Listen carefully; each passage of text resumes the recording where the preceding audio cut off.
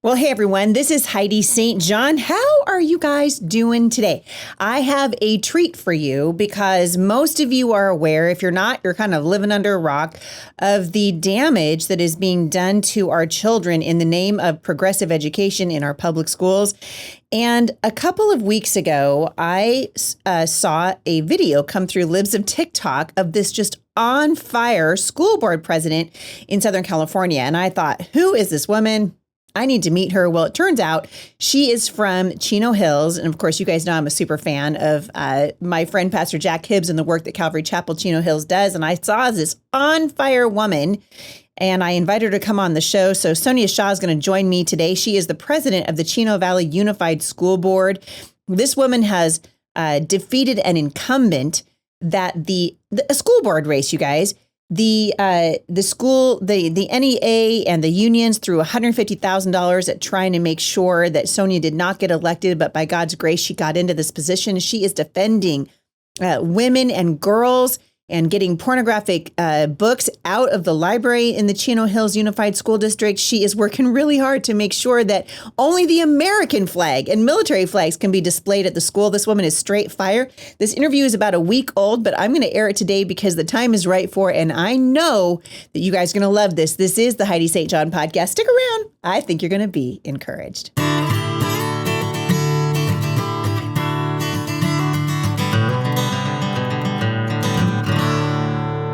So, Sonia, I'm so glad that you're here. My goodness, thank you for coming on the show.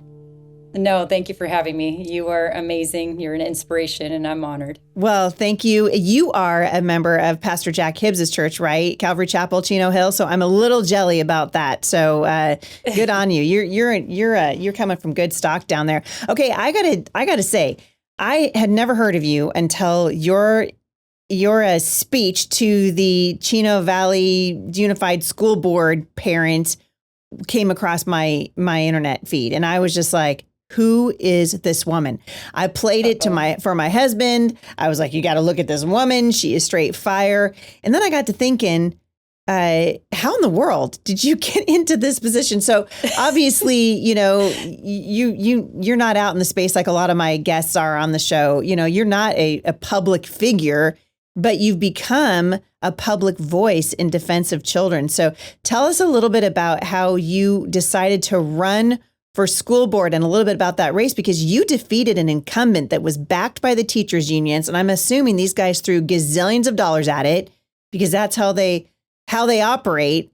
And yeah. I'm just this is so intriguing for me. And I'm hoping that your story inspires more people who are listening that this is our fight. This is our battle. So tell us a little bit about yourself and how you jumped into the deep end of being on a school board. Absolutely. And if I am a representation of not being qualified, but God calls I love it. The unqualified and qualifies them, I am that person.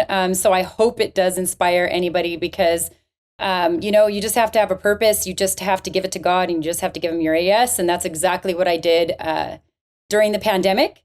My kids were, before that, they were just going through the public school system. I was a very involved mom. I grew up without parental involvement. My dad also comes from another country. So my mom was from here, but unfortunately she passed away. She had a drug addiction. But with that said, I just wanted to be that mom that was always there. And I was always in the classroom, always volunteering, room mom, art moms, any kind of mom they needed, yeah. PE mom. I was there. Which is so good. And I'm going to stop you because there are people that listen to my show whose kids are in the public school. And we'll talk about this as this goes along. And I'm just like, get your kids out of these schools. But absolutely, if your kids are in a school, you got to be Sonia. You got to be at every PTA meeting. You got to be room mother. You got to be volunteering all the time. I mean, you practically got to live at the school to understand what's happening at the schools. So I so appreciate that that's what you've been doing as the mother of public school students. Absolutely. And I mean, now I'm obviously an advocate to get your kids out of there, but we also have to protect all the kids in there, right? Yep. So yeah, when the shutdown happened, a lot of things were revealed. I pulled my kids out quickly. Me and my husband it was a difficult decision because you're so comfortable with going. You don't know anything else. Right. Yeah. We pulled them out, put them in a local charter. I was driving, 45 minutes in the morning to go drop them and one of our neighbor kids off. Me and the mom were taking turns. They were in person. And I'm like, how is this fair? My kids are thriving in person and the rest of the kids are suffering behind a computer. with that said, obviously, when me and my husband took them out, we figured it was temporary, right? So Right. we were still actively trying to seek, other parents who were having the same situation. With that said, you heard horror stories across, that was happening to so many different kids. And then the whole mask thing. And then, keeping, I do have to give our district credit. They were one of the first to go back when everybody started to go back, but they met boundaries too, right? And no one was really speaking up in an elected position. I didn't know what a school board was. I knew there was a problem. So when somebody said, we need to go speak to the school board, I was like, okay, what is that? Where is that? What is that? Where do I find this? Where do I find this board? Yep. Well, let's just say I never not attended a meeting since then. I think there was one I had to Zoom in when I was obviously a school board member. But other than that, I attended every single one. And I quickly realized during that time, alongside these other parents, we have a problem. Yeah. These people do not have the same values when it comes to education as we do. Yep. And the only way we tried offering our help, we tried saying we will be in committees. We will do it obviously for free. We're not getting paid. You don't have to pay, organizations to do all these things. Right. Please let us have a voice. And it was cut. Now, when you're saying when you say we offered to help, what were you offering to help with? Well, they had a plan to bring the kids back into school, and it was all masks. It was this, that, the other. No. When it came to all these things, and we were like, no, can we sit at a table? Like, they wanted to add for our district, they wanted to add certain things because of the money that was coming in. And I'm not faulting our district. This was, all districts. But Right. We were saying, we have ideas. We're the parents. We also see them. We're partners when it comes to education. Obviously not partners in raising our kids, but when it comes to education, we should be your partners. We know our children. Can we have a voice at the table? Could we be part of, at least providing some feedback? And it was nope. It was like stone cold. And that's when we quickly realized, who are these people on our school board? We had 2 members that would listen to us, but that was not the majority in a 5-member seat. And we knew, at that point, we started researching. We knew one of them was backed. We looked at the paperwork. It's all public information. Right. This person was funded by people in the White House, attorney generals, Planned Parenthood. Act Blue was helping with the donations. On. Everything that we have seen has been a horrific, reminder of these are the people, and somebody who didn't have kids. Yeah. And look, I'm like, look, I understand when there's other situations on why you can't have children and why you love children, why some people serve in this ministry or this certain elected positions, but that wasn't the case here. And, there was things like boys in the girls' restrooms, the tampons in the boys' restrooms now. So stupid. All these things. It's so mind-numbingly stupid. And Heidi, all while the kids were not learning, there was learning loss. They were focused, especially from Sacramento coming down. And these people didn't challenge Sacramento, but they were part of it. That's why we knew they didn't challenge it, right? And the unions are connected. And we were like, nope, this can't happen. We need to find, our district was transitioning, I hate that word, but transitioning into trustee areas. I know. It used to be, we didn't, we would, because it was just normal, this is just the normal vernacular. And now these guys have been like, all these words mean other things now. And so. Because we're talking about children and I'm like, I can't. I know. Anyways, I'm with you. We were our district was going into trustee areas. And with that said, we had 2 seats coming up. And I quickly got involved, and I was the parent. I guess I was the president of a local advocacy group that we've just made from grassroots, and we had some help from another larger organization, but we were more of advocates and activists. So we kind of went on our own and just fought for the kids. My kids were out, and I was fighting for all the kids that were putting out, as young as kindergartners, in the rain, in the wind, denied an education because they refused to mask when the whole world was back to normal. People were going on it. Amazing. It was insane. I mean, Heidi. Amazing. We even went to our local health department because the district was pointing fingers to them. We went there and served them tort claims. We set up tables at restaurants and said, the government's hurting your kids. Sign this paper. We're going to go serve them, these tort claims. That's like a first step in suing your government if they hurt you or whatever. We would do all these things, serve our district all these claims. We got our local county health department. Me and another mom sat in that office and we were like, we're not moving until the director finally talks to us. And we talked to him that day. And within a few days, they put out a notice that it wasn't them requiring this stuff. It was the state. Of course, somebody's passing the buck again. Oh, of course, yeah. Which was fine. Yeah. But the thing is our school board, we know that they would hit roadblocks just like as we are now with the new majority. Right. But they didn't fight for us. They were part of the problem. The majority was. And those 2 seats come up. I was the president of the local group. Mind you, I had no clue how this works. We didn't have all these big organizations now helping people, giving them the tools. This was kind of when it started, And we quickly found one school board, one candidate. We never ran elections. We didn't know what we were up against. And then I started attending like the local central GOP meetings and stuff. Ooh. Mind you, I didn't even know what that was. I was like, they were like, you need to go and you need to talk to your local central committees. And I'm like, what the heck is that? What's the central committee? Yeah. With the GOP, right? Like that's your Republican Party in your local place. But I didn't know these things. And I'm sitting there like looking around like, what in the world is this? But long story short, one day I came home and one of the ladies from the central GOP, I had went back out that day. I was all over the place like I am now, but I was at a State of the City event, which I didn't know what those were back then. Somebody just invited me and I was like, yeah, I'll go. Okay. And this lady. World's on fire. I'll go. Right. I'm like, wherever we can get help, just send me. What I saw in you was just you had your like William Wallace moment, where you came home and your family's dead and you're like, oh, hey, no. Right. And I think we need to see more of that in the country. Like if we're going to make a change, we have to see more of that fire. And that is what I saw in you. And you had to put the effort out. And that's what I love about you saying, I didn't know what a PCO was. I didn't know what a central committee meeting was. You don't have to know. You just have to have a willingness to find out. Oh, you don't have to know anything. I'm telling you, I knew nothing. And then, she said, do you have candidates? And I'm like, oh, we have one. Sonia, that's not how it works. You need at least one for each area. And I'm like, okay, let me go back to the moms. We had this group. Our group was our smaller leadership part of our advocacy group was all moms, one dad. And I go on to Zoom that day after getting home really late. And I'm like, okay, moms, one of them learned how to do the maps, right? Learn how to use it. I'll get out the map, Kelly. And she got out the map and I'm like, okay, one of you lives here. We're going to get behind you. I'm going everywhere. We're going to get help. These people said they'll help us. This people said they'll do this. We're going to take all these classes. We're going to learn as much as we can. And we're going to get our 2 candidates elected. Yeah. Well, we go down the list. And by that time, like, I didn't think I was ever in the area to run because we were just learning the maps and they just voted on the final map. And we go through the list. No moms are hitting the address list. Oh. Heidi, if I showed you on a paper, when it comes to mine, I'm like, no, I don't live in that area. We got to find somebody else. We got to go deeper into our bigger group, right?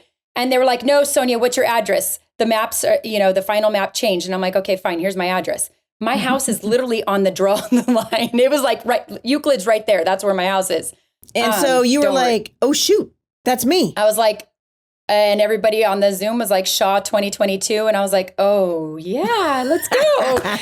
I go upstairs to my husband. He's already sleeping because it's like, 11 something at night. And I'm like, babe, I got to talk to you. And he goes, can it wait till the morning? And I'm like, nope. No. And I'm all, babe, what about running for school board? And he goes, well, we don't live in the area. And I'm like, we're on the line. And then he literally says like, well, then God opened the door. Let's do it. And I'm all, gives me a kiss goodnight. And the rest is history. It was, yeah. So now so before this, you weren't in any kind of, right. It sounds to me like you're like your typical American working pretty hard to stay out of politics, right? Is that a fair characterization? I would say yes. I would tell you if I was so excited to vote for my first president in life. And when I went to my husband's family, who are God-fearing, beautiful people, and they found out who I voted for, me and my husband almost got kicked out of Christmas dinner. I'm just kidding. No. We didn't. But it was a great opportunity to finally open the door and start learning. Yeah. And when the pandemic happened, I say it hit us. And it was, obviously God had blessings in that time. And that's when me and my husband were like, it had to slap us in the face for us to get involved, right? Yeah. I only knew what was in school, and I had like kind of an interesting school life because I was always taking care of siblings, Yeah. So I learned a quick lesson. Well, in it seems to me politics. And as I said, to you before we started recording today, obviously I ran for Congress and it was ugly. I mean, to tell you, it was, but also it was wonderful. Like I met some of the most amazing, wonderful people who I am still in touch with today. I had a very, very close inside look to sort of the inside baseball and how things are done. And a lot of it is garbage, but a lot of it is really good. And you don't know that until you get into it. And you get to bring your values and what's important to you and hopefully what's important to the Lord to the table. We are there for his ambassadors, right? And so you get to be an ambassador in a whole new way. And as believers, we have a moral and a spiritual obligation to protect children. I mean, I have taught on this all over the country. God's heart is for children. And I love that even though your kids, like you would characterize your kids as doing okay, and they were safe. Yep. But you knew that there were other kids who weren't doing so great. And you took it upon yourself. This is why I tell homeschool parents, people listen to my show and they're like, well, I'm not going to run for school board. I'm a homeschool parent. You should care about what's happening to these kids because they're being taught all kinds of garbage. So you run for school board and you defeat the incumbent who's been backed by the unions, backed by special interest groups. Dude, I love, this is just fire. And I love that you wrote, despite spending her $150,000 to run against you, the soccer mom, you knocked on doors, you walked out every street to inform people what was happening. This woman has White House employees, people in her back pocket that were very, very rich and powerful donating to her campaign. But the point is, and we just saw this was President Trump just a few days ago when he was nearly killed. When God says something is going to happen, it's going to happen. And we as believers, we believe that, right? Your days have been ordained for you. If God wants you to do this thing, your job is to obey and see what God does and leave the outcome to him. And I love this because here's a soccer mom going up against all these, well-funded, well-oiled machine, and you came out on top. It's extraordinary. How did you feel the night that you realized, oh, for goodness sake, I just won my election? Yeah, that was interesting, Heidi, because I don't ever say I won because it was us, the community. Yeah. When I ran, it was us and it still is us. And I take that so dear to my heart. Yeah. And the first night, the mail-in votes came in and she was winning. I felt crushed, but then I was quickly reminded by all my God-fearing brothers and sisters, God has a plan. Even if you lost, that was not the purpose then. God had a plan for you to spread the message. You guys went door to door. More parents are aware of their dangers their children are in. Yep. You've already won. So don't freak out. It is what it is. He'll put you somewhere else, right? So that first night, I went home crushed. I was praying, God, where do you want me now? Where do you want me now? Thinking it's done, right? By the morning when I barely got any sleep. When I woke up, I think that, they do them every 4 hours or 3. I don't remember how many hours it was. We were up. And I was like, oh my gosh, this is real. We're going to do this. Yeah. The numbers changed overnight. Yeah. Yeah. And we didn't win by much. I think it was 3. I'm reminded by the crazy left all the time. I think it was 316 votes. They always remind me, you didn't win by much. And I'm like, doesn't matter. We didn't have as much money, but we won. Are you denying an election? It's so funny. Be real. It doesn't matter. I mean, you could have won by 1. And this is why it's so important for people to vote. Your vote oh my matters. Gosh. My goodness, you guys, your vote matters. People say to me, oh, I'm voting for the lesser of two evils. I'm just like, wah, wah, wah, wah. You're always voting for the lesser of two evils. I mean, if Heidi St. John's running against the Apostle Paul, you're voting for the lesser of two evils because, aside from the saving power of Jesus Christ, right, and his work within us, we're all flawed human beings. And so I love that you did this. So bring me up to, because I want to talk about what you guys have done, but bring me up to the night of this video, because that was how I found you. And I'm just like, who is this woman? The courage that it takes to speak the truth. So I want to know what prompted that speech that you made. Give us a little context for it. Okay, so was this the speech when we were talking about the girls' rights or another one? Because there's so many. Well, this was when you were talking about girls and the difference between girls and boys. Okay, so that was actually recent. But when that happened, okay, so as a parent, when I was getting involved, I realized it was law in California to allow the boys in the girls' locker room and on sports and vice versa. Insane. And I was like, what do you mean law? Like, I have 2 teenagers who are, well, prior that they weren't teenagers yet by then, but they were 2 young female athletes, right? Who I've seen their blood, sweat, tears, dedication, not going to things, not going to events because they, they're dedicated to their sport. And I'm like, and you're telling me a boy is allowed to take that away? Yep. And not only that, the safety of my girls and other girls, you're telling me a boy can go into their locker room and watch them dress? And they were like, that's California law. And I'm like, I don't care if that's law or not. That's not right. Right. And I was like, no, this ain't right. So I was trying to figure out ways, obviously as a mother, whatever ways possible prior to being an elected official. What can we do? You start connecting with others. We went to a CIF board meeting or whatever they have, when they all of them come together. They shut us at the time where they all voted. It took one member in that whole big old room to say they wanted to hear more of us people talking about the girls and their rights. And not one of those cowardly people in that room raised their hand to listen to more of us. But we tried, but it was very eye-opening every time I go somewhere and they don't even want to hear the conversation, right? Well, and what you're talking about 5 minutes ago was common sense, right? We got to protect our girls, right? We got to protect our women's spaces. We got to protect girls in the locker rooms. We got to protect girls' sports. And what you were saying was common sense. And it was just shocking to me that you would even have to say it. But the way in which you said it, the forcefulness, like, I love that, you said this is not just about sports. It's about these girls who've been sexually assaulted in these spaces. This is about safety. It's about common sense. It's about biology, and it takes courage to stand up in the face of this stuff and say enough is enough. Well, I think that's where we kind of fail is we let them kind of Band-Aid it and push it under the rug until it happens to a child, and these girls are hurt. Then everybody is up in arms and like, oh my God, I can't believe everybody allowed that to happen. And I'm like, no, one child is way too many. Yep. And when are we going to put our hands in? And I remember as a parent, I stood at that podium asking our board, can we as a district write something? Because remember Biden proposed his first things for Title IX a few years ago, right? Yep. And I was like, I'm asking you guys as elected officials, we'll do the work too.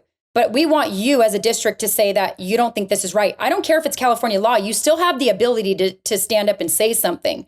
And they didn't want to do that. And I was like, this is crazy. So when I became an elected official and I saw, the great organizations that are getting behind the lawsuits and challenging Biden's, changes to the Title IX, I was like, sign us up. I brought it forward as a resolution that if we need to send a letter of support as Chino Valley or anything in regards to these lawsuits, sign us up. Gratefully, our board majority voted to do that, right? We still had, our one that didn't. But that's where I get upset because it's like, this is common sense. This isn't a Republican versus Democrat. You guys, they have tried to pin that so it shuts up our voices. But in the end, I think we just need to say the truth. I'm going to tell you right now, most parents in our own district still do not know that a boy has the right, according to California law, to go into these things. And that to me is alarming. And that's when I went to door, I was trying to let them know, we're trying to bring common sense back. We're trying to challenge, I call them the political cartel in Sacramento and DC. Boy, they are a cartel. They are a cartel. So true. I will never stop saying that because they are, because everything we do, they bring a law forward to stop us. And we're local elected officials, right? And because they've controlled the locals for so long, and now they have a few of us standing against them, they're mad. Yeah. And I don't care if they're mad, because to me, that brings out more visibility to the rest of the public, right? Yeah. Like, all I said is common sense things. So you're okay with a boy hurting a girl that way. You're okay with a girl, a child seeing a boy's, parts. You're okay with all this? Are you kidding me? Like, well, what's fascinating is they are okay with it.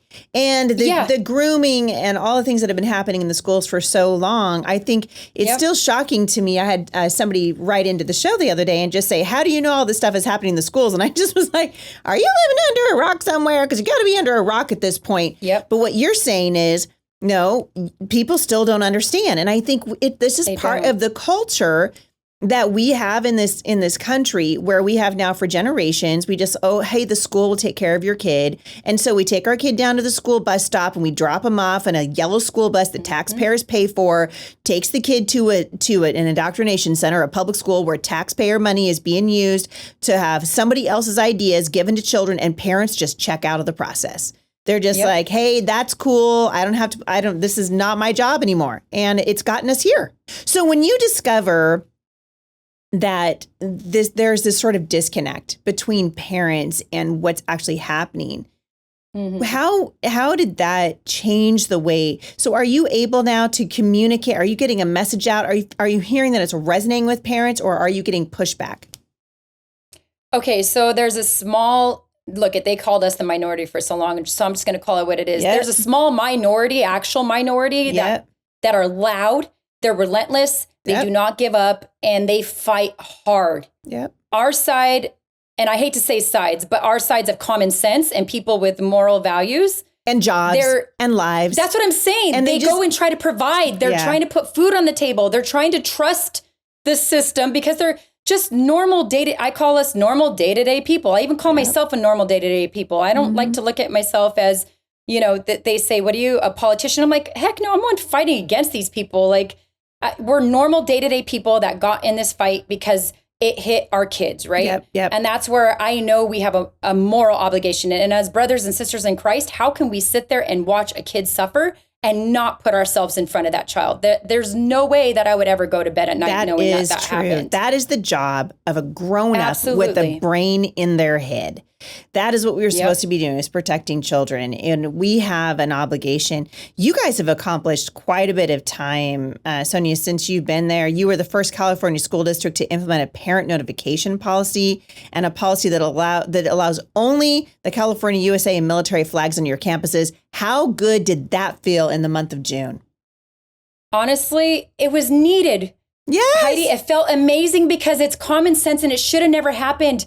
It should never be when you go into a classroom, there's no United States flag. Like, what are we doing? Like, look, whatever you do in your personal time, you do in your personal time. Yeah. But to me, it's common sense. And there were so many fights behind the scenes. We still got pushback from the union. We're still being challenged by because the union is a woke. Did you see the unhinged speech that the NEA president made just a couple of weeks ago?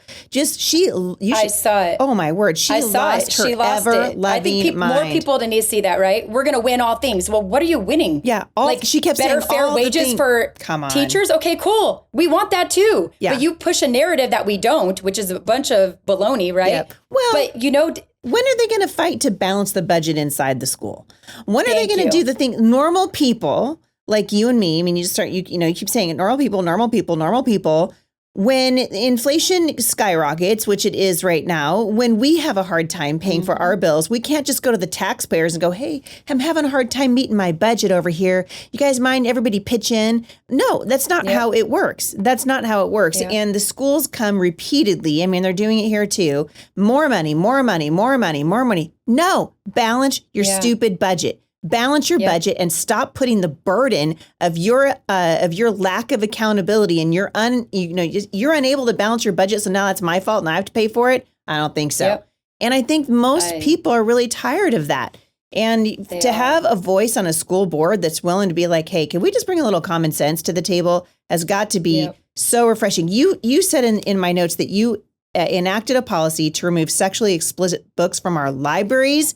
Karen England has to be over the moon about that. Karen England was my partner in crime with this because she has so much expertise when it comes to this. Why wouldn't I listen to somebody who's dedicated their life to protecting kids from this nonsense? Yeah. So yes, I did work alongside. It's no secret I worked alongside Karen. They try to, villainize both her and I with this, but I'm like, to me, I don't know as much as everybody else in their own expertise. You go to the experts, right?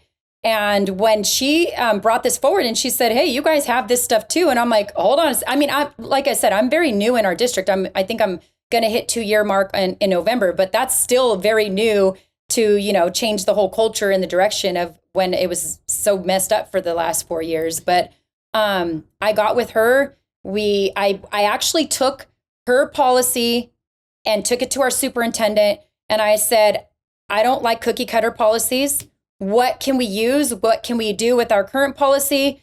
I want to make sure it's sent and take it. And there's no sexual explicit books. There's no need for that. No, there's no Kids need need to for it. learn. Come on. Come on. You have parents, a few that fight us against that. I think that's absolutely absurd. Well, we're not talking about old classics. They're going to say that you're banning books. It's like, if you want to say I'm banning books and because I don't want to have a pornographic books in there, that's fine. Call me a book banner then. Call me a book banner. Do whatever you want. People say, oh, Heidi's protecting children. You're overprotective. That's fine. Call me overprotective. I don't care. But then call them what they are. Porn pushers on kids. I mean, come on. You want to call me that? Cool. I'll call you what you are then. Yeah, that's exactly right. Yeah. And so how did that work? So you get this policy in place to remove these sexually explicit books from the library. And then did you give them a list, and who made sure that those books got taken out of the library? Well, it's the parents' job or the community, like taxpayers, because they technically have a voice when it comes to the school, district. Right. Sure. But there's also other policies that enable librarians and staff to do it, right? Uh-huh. So I will just say, when people become aware of those things, there is great people in districts that don't exactly like the fact that those things were there. Yeah. And I just say parents need to be actively involved. They need to be actively, looking at what's available to their children. Right. And now we have a policy at least in place that says these things are not allowed in here, first of all, right?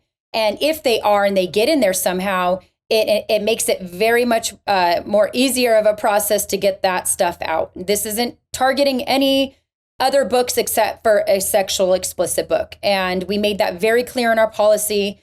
And you have to know, like the Supreme Court, all these cases were about what? Community standards, right? Mm-hmm. So if our community allows that, then shame on them. But our community our majority definitely doesn't want those on there. And I'm grateful that we put a policy in place, but it also sends a message bigger than that. Don't bring it here because it's going to be taken out. Come on. You can try, but we're going to get it out. You can try to put in curriculum, but if we find out, it's out of here, right? Yeah.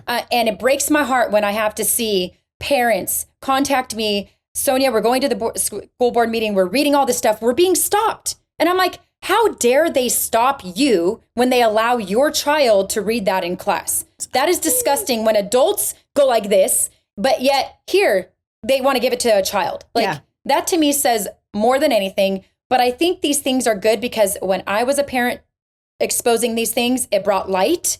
Yep. And we were able to get those people out because it put them on record for what they allowed and what they didn't allow in the school. And I tell parents, don't give up. Now you have to put that effort towards letting the community know, trustee, Shaw, trustee this person, trustee that person. They are for this and they're not for this. Like, you need to go let the community know. So you have an opportunity to switch that board and get people who are actually going to protect kids and allow your district to educate the kids in there, free from the crap that's coming down from Sacramento. Yeah.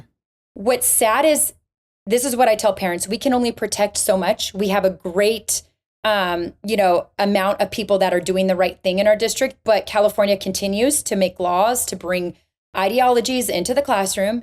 It's not that they even tell you to put it in there. They enact it into law. And anything that we do, they try to enact a law to stop us. So you guys amazing. Need to fight back. Hey, right? What happened? So there was a bill. My friend Britt Meyer was talking about this. Yeah, what happened to that latest attempt by the Democrats to assault children? I mean, where is that at? So that's an interesting one. We brought the policy forward. Another handful of districts had brought that forward along with us, or similar policies, right? You've seen the unions get other school board members recalled because they lied to parents and communities. They have a lot of money because of that policy and other policies that we all enacted. But with that said, we were sued. We were the only district sued by, two districts were sued. Temecula was sued, but not by the state. Bonta sued us with the help and the assistance of the Department of Ed and other organizations on a policy they called illegal. All to come around after a year of going to court. We went in court. Not a year, but I want to say 6 months in and out of court. We pretty much checkmated, I believe in my heart, we checkmated them. And this is their way of saying, no, we sued you on what we called an illegal policy, all to gut and amend a bill, rush it through the process in Sacramento. Yep. They got them all on board. And, I went to the hearing myself. These people lie, and they also have the majority. They passed it in Senate and obviously on the Assembly floor and all the committees. Now it's waiting Newsom's signature, but we all know even if he doesn't sign it, it can go into law, right? But we're waiting for that moment. I think he has until the 20th or 21st. What are the odds that he would veto it? Just even if it was only for his own political gain, right? Is there any chance he'd veto it? If you would have asked me that a month ago, he wanted that on his desk. Mm-hmm. I know he wanted that on his desk. But if you ask me now with his political ambitions, with what's going on in the nation, I think he's going to sign away a lot of those people that probably would have supported him because of party lines. Yep. And I think he knows that. Well, they can use it against him. It'll be very interesting. But if he signs it, we're already prepared to take the next step. We're not going to stop. Unfortunately, it has to go through the court system. Yeah. I know in my heart we're going to challenge it. Yeah. And here's what I do say. We adopted a policy a few months ago in place while we had the injunction on the old policy, right? Okay, yeah. That policy is still sound and legal for as far as I'm being told. And that's to notify parents of any unofficial or official changes. And we just have to do our job as a district and inform other districts how to do it, other school board members how to do it. But that policy will at least put another, I call them safety guards in place until we can fight the bigger fight, right? Yeah. We know this is going to be a fight. Oh, it is. Well, because it's how spiritual. Do you get sued by your state? Exactly. Yeah. It's spiritual. And how do you get sued for an illegal policy all to make a law to make it illegal? Come on. Well, it highlights the fact that none of these things, and I keep telling this to parents, none of these things that we're seeing come at us right now are about educating children. They're about indoctrinating children. This has nothing to do with the history of our country or how well our kids are performing in math and science and English and language and art. This is about sexual indoctrination and a sexual ideology that is being pushed by the National Educators Association. It is a cancer that has metastasized in our schools because parents didn't realize it was happening. And now that we do, we have to do exactly what you are doing, and that is to get involved. Talk to the ordinary parent. We've got about 1 minute left. Talk to the ordinary parent who is going, how would I even do that? How would I run for school board? What if a parent's listening to this and they're thinking, I want to get involved, where should they start? I would say attend your meeting. Yes. Just like anything. I mean, we're talking school board, your central committees, anything. Show up. You have to get involved to know what's happening. If you don't know, you can't get involved the right way. Yeah. And look, every parent can play a part. You may not be the one to run for school board, but you might be the one to support the candidate. Look, we have parents that would never be able to knock face to face with, on door to door. That's just not their thing. But they're great at using Canva and crafting flyers and social media and posting and, grammar checking and all these things that are needed for a team that these other organizations have a lot of money to put towards. Yeah. What makes it so beautiful when parents and grandparents and community members unite is each of us were given a gift. Look, it's well known. I say things wrong or I spell things wrong. That's cool. But I also have parents who are great at, making sure that, I'm informed of those things, or who can do social media. You work as a team. Yes. And don't let it discourage you. If you're not the one to run, be the one to support the one that runs. Because I'm going to tell you right now, in a position, Heidi, you ran for Congress. You need a support team. You need that encouragement. You need that, guys, we need to post this. We need to do this. It's just people with a bunch of heart. You use your gifts where it's needed. Yeah. And you're unstoppable because you have the right purpose. Anybody with the right purpose, you're going to win as long as you do the work. And I'm not saying you're going to win a seat, but what you're going to do is win more eyes and ears to be able to make the bigger change. And it might take an election cycle or two, right? Yep. Look, we have 3 seats up. The union, they've said it themselves. They came after Orange. They came after Temecula. They're recalling members all over. They said they were going to recall me. They did all these things. They made signs, but we have 3 seats up. So now they're putting their resources to that. But what's more amazing is our community is aware. They're ready to fight back. I have not done anything crazy other than protect kids and allow our district to do what it does best, which is educate, despite the noise and the political cartel up in Sacramento. I love that you call them. Your gift. I love that you call them the educational cartel. That is like it is. And exactly Rebecca is the one are. that came up with the educational cartel. Friedrich man, I have met so many amazing brothers and sisters in Christ, and find a church or encourage your church to get involved. Do not let them use that thing of, oh, this is a political, churches don't get involved. No, you have a moral obligation when it comes to protecting children. Yeah. I could say Gina from Real Impact has been my sister. I linked arms with her. Oh my gosh, I am so grateful for all the beautiful people that I have met. And I work with people along many different faiths. It's not like, you just have to make sure that you're doing the right thing. When you're doing things morally right and you're doing things for the community, your right people will show up and God will put you in the place. He'll give you the resources. Do not let qualifications, certain qualifications they say that you have to have discourage you, because God will give you the resources. He will qualify the called. I believe that in my heart. I see him in my own life. Good. And, you just have to equip yourself with that armor, get out there, use your voice. Do not be afraid. I mean, I could tell you yesterday, my husband and I had this conversation. How sad is it that our kids feel like it's normal, that their lives have been threatened on a normal basis? Yeah. But my kids also believe in the Lord. They have the strength. I ask them all the time, are you good? You okay? Yeah, Mom, what's wrong? And that's what we need to do, is just make sure, like, God will qualify us. He will give us the tools.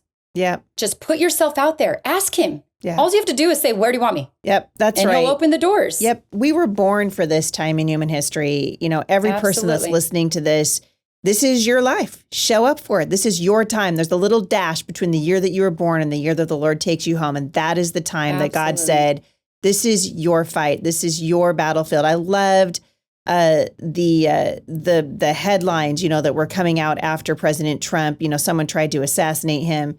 And I loved that the headline was unstoppable. Like, this guy is just unstoppable. Like, he's standing up there, bleeding from his ear, and he's got his fist in the air, and he's just like, no, he didn't even flinch. Yeah. He didn't miss it. He didn't miss a second. And that's the same type of attitude that we need to have when we watch these guys taking shots at our children.